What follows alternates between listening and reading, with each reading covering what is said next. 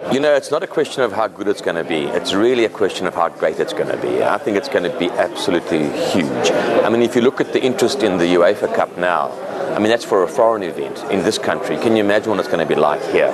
It's going to be great. I think it's going to be the biggest success of World Cups to date because we're bringing it to Africa and we are getting better at this every time. And Africa is a community that feels very strongly about its soccer and feels very strongly about getting together and making things a success. So I believe this is an opportunity that we're going to grab with both hands and we're going to make an enormous success of this. I think it's going to be the most successful sporting event certainly ever held in South Africa.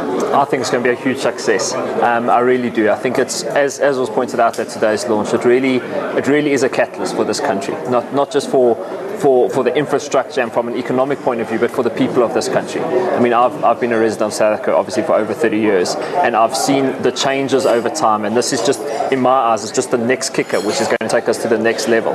Funny enough, I was fortunate enough last year to travel to all the host cities to work on an event around the World Cup, and I stayed at B&Bs, obviously flew in and out of the airports, rented cars at the rental companies, and there's just so much happening. I went to the stadiums, I saw what's happening at the stadiums, I saw what's happening at B&Bs, and what was so interesting is just about everybody was gearing up for 2010. Was speaking about 2010, even though they didn't know that that's why I was there. You know, a B&B was adding 6 rooms on in George. The B&B in East London was adding 10 rooms, and everyone is so excited. I think it's phenomenal.